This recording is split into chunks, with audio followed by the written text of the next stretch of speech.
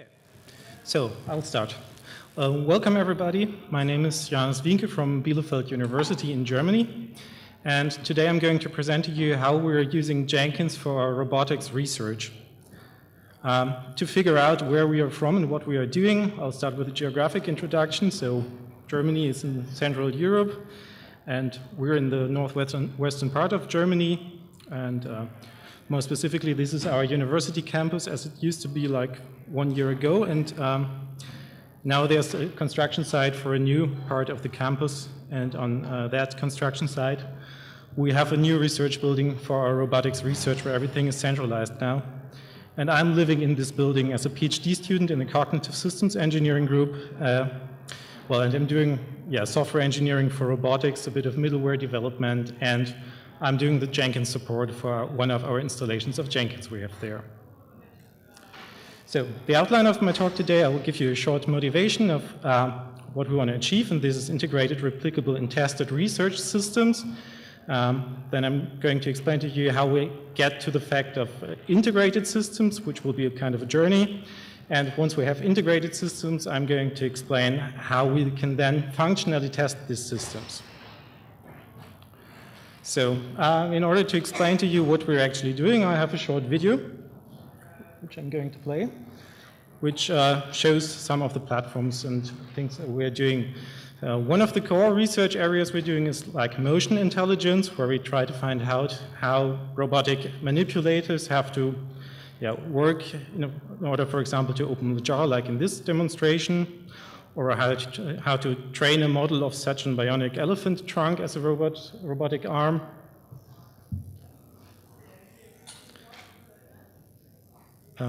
Another thing we're doing is like teaching robots, like this industrial arm, how to move and how to adapt to changing environments fastly. So this is already the transition to human-robot interaction, because we're physically teaching this robotics arm by moving it around. And human-robot interaction is one of another core research areas we're working in.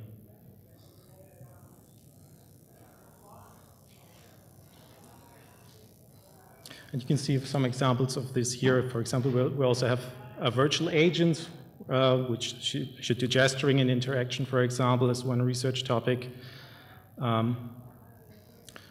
Or classical mobile robot platforms that should navigate in your household and help you in there. For this also, grasping abilities and motion is required for the robotics arm to do some stuff, for example.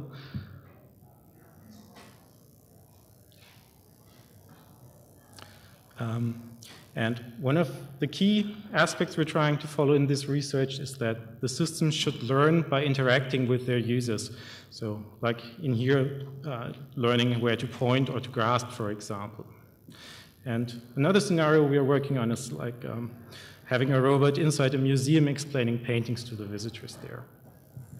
And last but not least, we sometimes also build our own platforms, like this robotic head, which we have built. And you will see this robot again during my talk, because I'll talk more about the system behind this robot. So you've seen the platforms and some of the goals we try to achieve. But what do the software systems look that support these goals usually? Normally they are quite complex, actually, because we have to do a lot of things inside a robot to get it working. There are parts like sensor reprocessing and image processing, for example. They have to manage their data, to find their knowledge about the world. There's often a lot of machine learning going on inside our systems, and of course there's a lot of infrastructure also to keep the system together. Then our components are usually developed in a multitude of different programming languages. Most notably, C++ is very prominent. These systems, of course, have evolved over time, have been adapted to personal needs, and we often have to reuse existing software because we do not develop all focus areas in-house. And these systems are usually very hard to test in an automated fashion because, well, it's hardware in the loop because it's a robot. They're interacting with humans and the environment, which is hard to automate. And most of these systems have some parts that are non-deterministic, so it's not quite clear how to test them. And also what might be interesting for you to know is how these systems are actually developed in our university. And one thing is that our research is highly interdisciplinary, so we do not only have computer science students in there, but also a lot of people from other disciplines like linguistics, for example. So there are a lot of people around that do not have any formal software development education and have never integrated a system before. And most developers of our systems are actually PhD students like I am, so their main interest should be usually their own PhD thesis, and they want to have it done. And most of the time, they do not want to focus much on maintaining software in a reusable way so that we can build on it over time in the systems. And we need to convince them to contribute software that can be reused over time and that is well maintained. And yeah, as PhD students want to get done with their thesis, they are also only for a limited time at our university, in between 3 to 5 years normally. And last but not least, most of the research is actually done in research projects, which are funded for a shorter time of like 3 to 5 years usually, which are decentralized project management and distributed teams around the globe. So it's kind of hard for us to create some kind of continuity and sustainability in the development of these systems. However, we really need well-integrated systems that are replicable and that are really doing their job in the real world, because our research focus builds on these complete systems that we need. And there are two major issues we found out in the last years. One is that software issues are actually a major slowdown in the research work. So we somehow need to improve on the way these systems get integrated, and we need to speed this up. Another thing is that because these are research systems, they often have some kind of faults from a functional perspective or are not very reliable with respect to the task they should solve. So we need to improve on the way we test our systems for their functionality. And for both of these disciplines, software engineering actually plays an important role, either because system integration is some kind of core discipline of software engineering, or because software engineering can provide a framework, for example, to do the functional testing of the systems. And in the remainder of this talk, I'm going to present our ideas of how we try to achieve this with the help of Jenkins. Before we can actually test our systems, we need to solve the integration task, as I've said before. And also research has finally found out that we need to have kind of software distributions with all our research software and these distributions should be readily available to end users so that they can easily start working on their real research task without all the setup effort and time. And this, of course, requires that the software that goes into these software distributions has a sufficiently high level of maintenance and reuse and so on. And as I've said before, this is not always easy because people have other things to do. They want to do their PhD thesis. So we need to convince them that they provide software in a reusable and well-maintained way. And we try to do this by providing them benefits when they integrate into a software distribution, which we call a toolkit. And for that, we've tried to implement a process that provides a high level of automation in a convenient form, based on Jenkins, and that gives some benefits back to the people developing their software. Well, and the first part of this process is actually helping people to develop their own individual components in isolation. And as I've said before, C++ is a major language for us that we're using.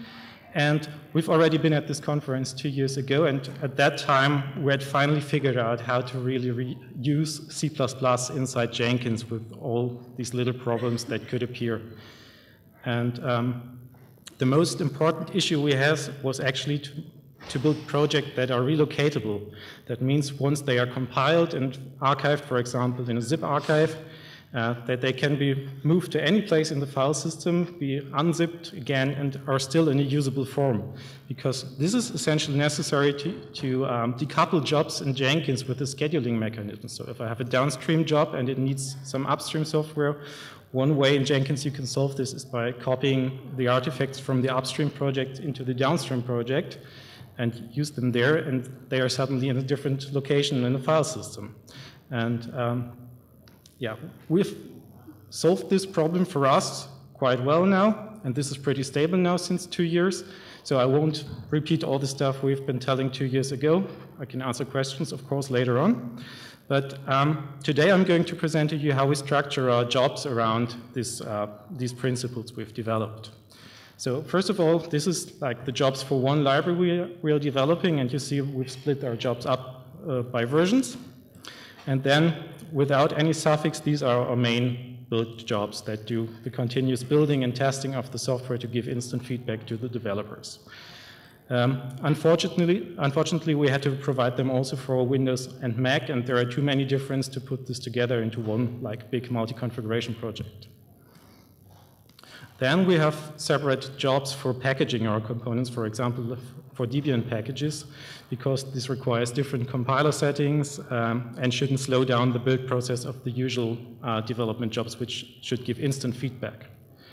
The same argument is true also for kind of static analysis jobs we have, where we do the code analysis, and this also takes some time sometimes, and we do not want to slow down this. And yeah. Then we also have for development versions kind of merge simulator jobs that merge feature branches back onto the master and try whether they work or not. So this is a very simple way of how we manage our branches. And sometimes we also need like task-specific jobs for certain platforms, for example, where hardware differs from our normal build slaves, for example. So, and for these main build jobs, the structure is usually that we have multi-configuration projects that build in parallel on a variety of different Linux slaves we have with different versions and distributions of Linux, because we are usually building system-level software, and we want to ensure that this software builds on all modern Linux distributions that are around. We use, of course, the source code management systems, most often Git, and usually we wipe out the workspace because we do not want to accumulate old stuff in there and have sporadic errors that are not really understandable. For checking upstream and downstream dependencies, we use the triggering mechanisms of Jenkins, but also, of course, the triggers from the source code management systems. Sometimes we need the build timer plugin because some tests might hang endlessly.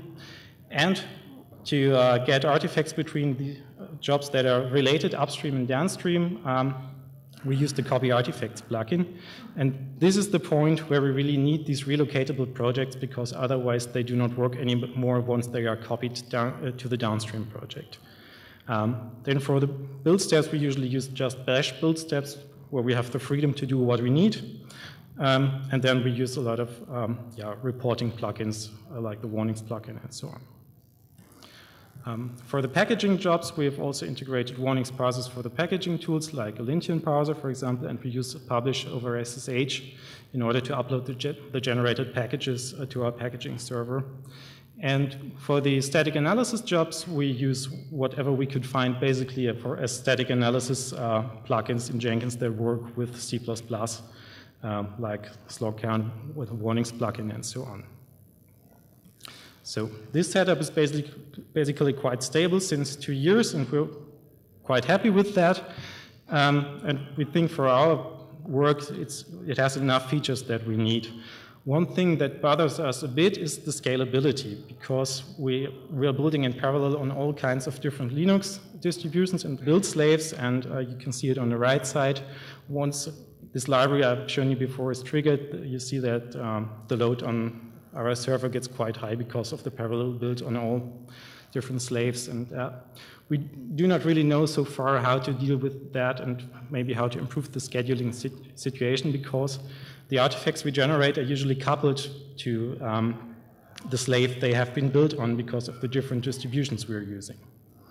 Another thing you've seen is like we have a project for each version, a job for each version of a project. Then we have for each version these different kinds of jobs, and this is quite a huge number. And all of these jobs have repeating parts of information inside them, like the repository URL or certain build steps. And keeping this in shape and updating it with new ideas we have requires a lot of maintenance, or required a lot of maintenance so far.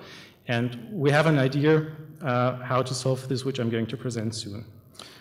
However, for this feedback, for these kinds of jobs that support the ongoing development. The feedback from our users is quite good. They have some initial reservations against setting up their project in Jenkins because there is some overhead, but afterwards the value is usually recognized. Of course, C++ with all the nasty things that can go wrong complicates the situation a bit, and from time to time we just have to look at what's broken in the jobs, but I don't think there's much we can do about the situation. Okay, this is the way we support the development of individual components. Now the question is, how do we get to the whole distribution of software in a way that it's automatically deployed, for example, to our network-based file system? And the idea here is, again, that we want to let Jenkins build and continuously test and deploy the whole combination of all different software packages we have inside our toolkit or software distribution. And as said before, this would be even more jobs for every software package. The manual management of all these job configurations just didn't scale for us, and it became a maintenance nightmare. So we have developed a solution that works for us. The idea is basically that we specify for each software package that goes into our software distribution, or that should be built in Jenkins, a minimum amount of information in a domain-specific language.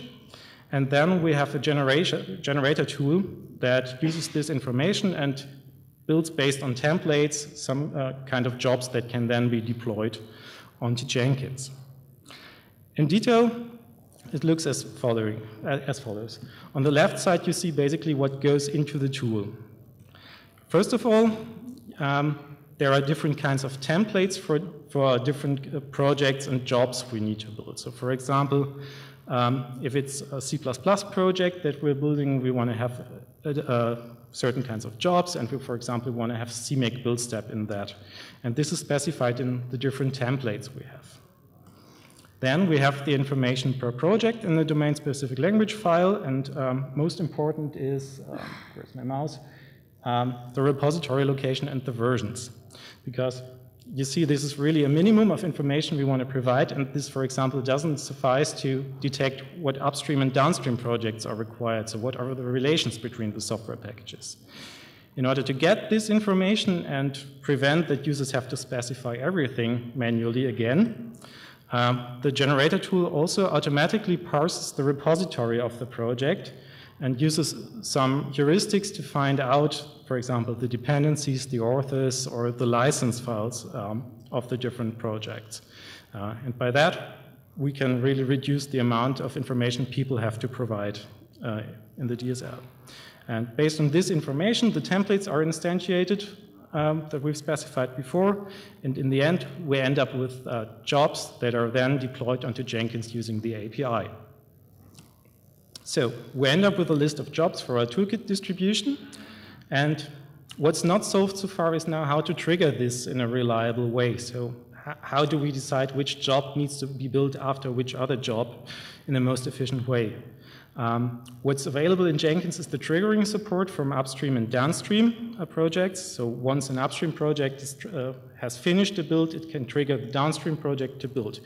However, this results in a problem usually. So imagine you have like this one downstream project that has two dependencies on upstream projects, and we start from scratch when building our distribution. What could happen then is that upstream project A builds, finishes, triggers the downstream project. This will start to build and will horribly fail because the other dependency, upstream project B, hasn't built so far. So we somehow needed to get around this problem of the triggering. And what we use for this is the build flow plugin, which basically specifies a graph of how the different jobs should be built, and then executes this graph.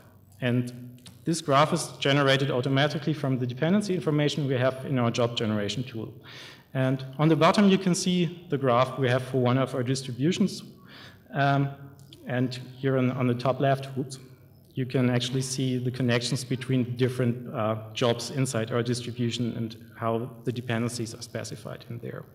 And this basically works for us.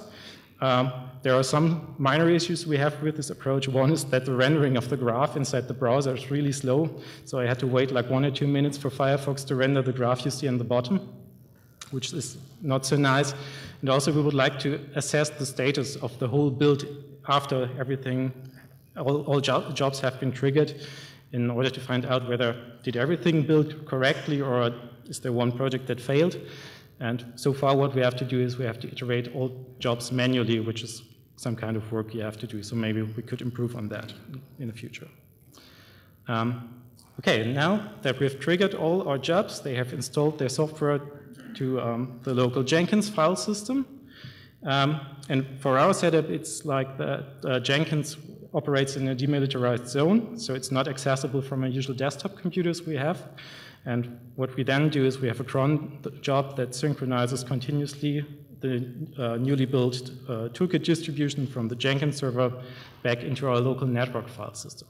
So what happens in the end is that now everyone who wants to try out our software distribution can just go to the appropriate location in the network-based file system and can immediately start trying out things. So end users now have a really reduced setup time to start with their real research work.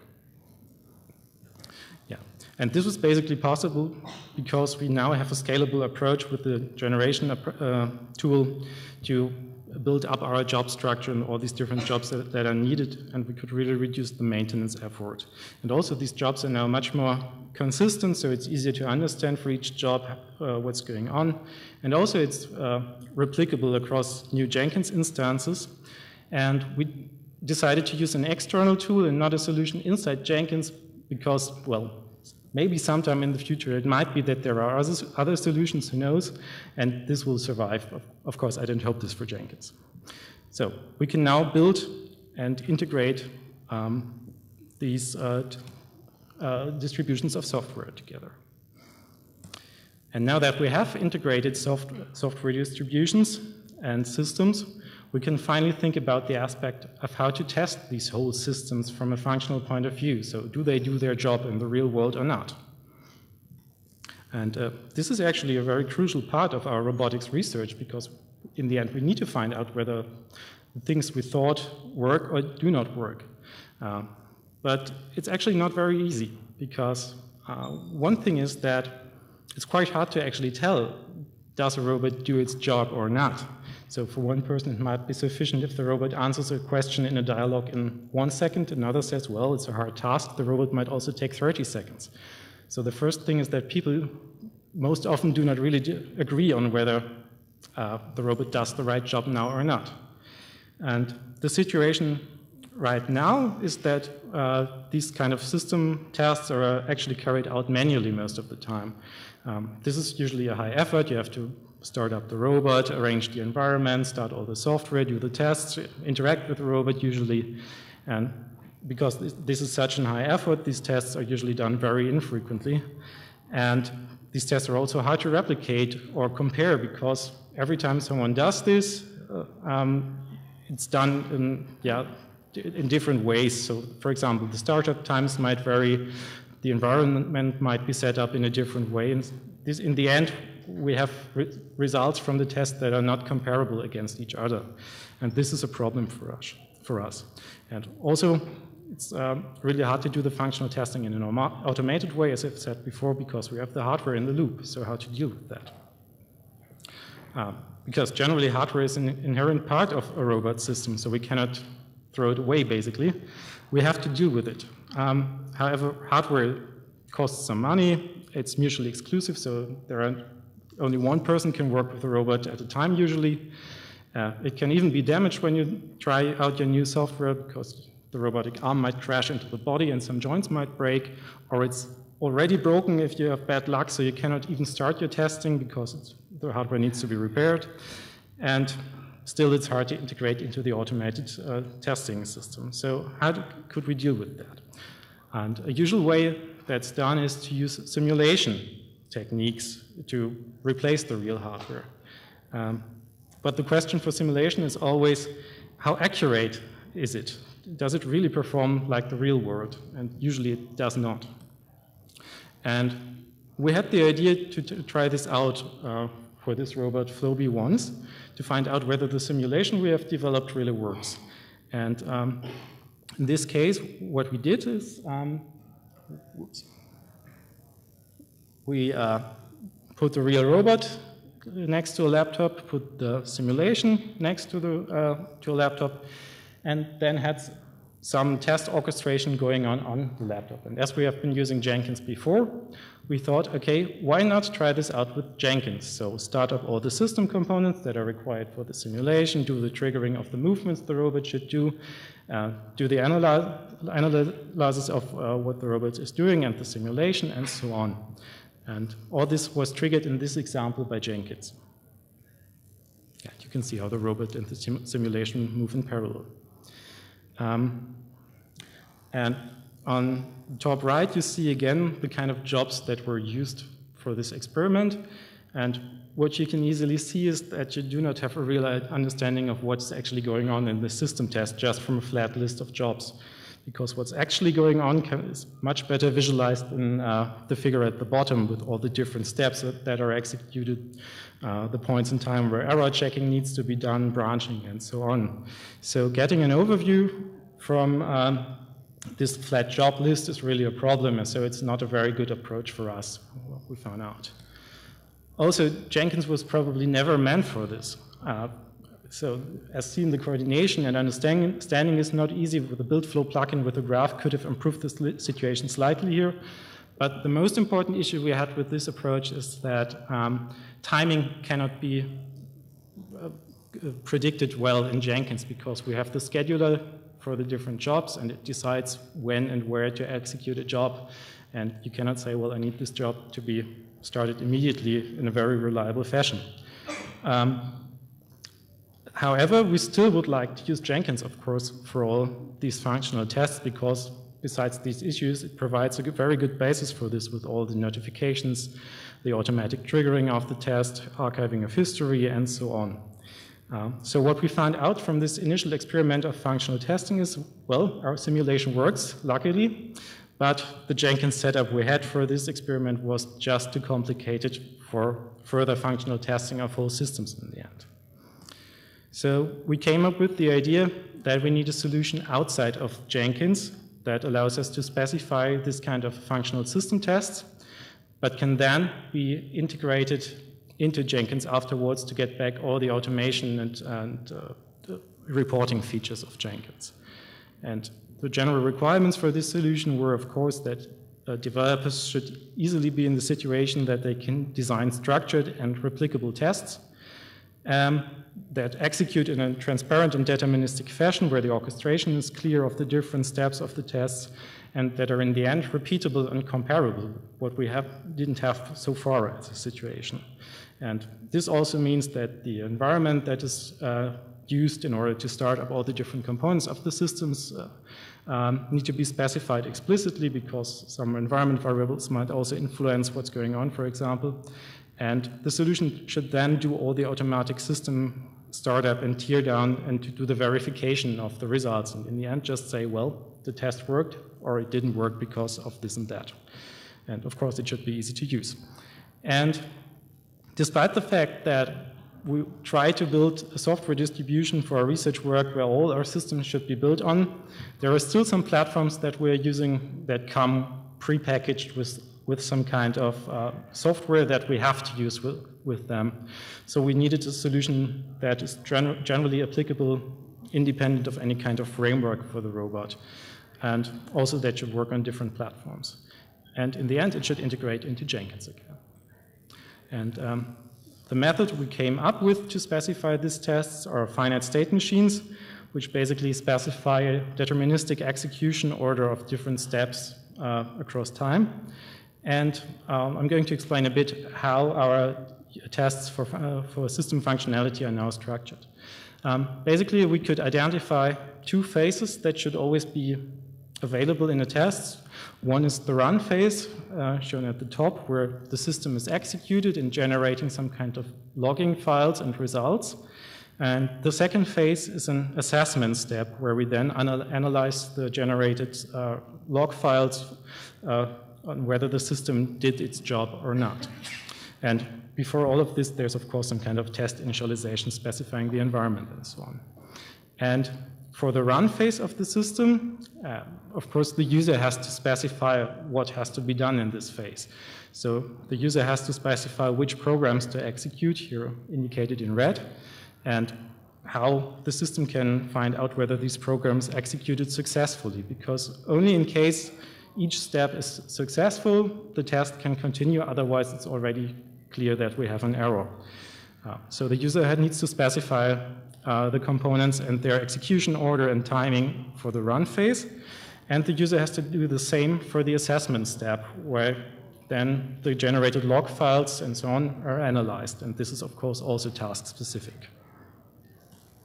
So, and how would you specify such kind of a finite state machine for testing? Well, there would be a standard notation with SCXML, which is a standard for representing these finite state machines, but as you can already see, it's kind of bloated. You have to write lots and lots of lines, and there would be many more just for this sample test case you've seen before. So this is basically too complicated for a normal user to specify. So what we came up with is that we have some kind of inifal notation that is much more simplified for the user. And you can see that there is at the top left the environment specification to specify how the environment for all the components should look like. And then there are different component blocks that specify the individual components that should either do the run phase, so the red blocks in the run phase, or that perform the assessment steps. And for these components, you can see there is some specification of what to execute, so which binary, for example, but also how to test whether the execution succeeded. So, for example, in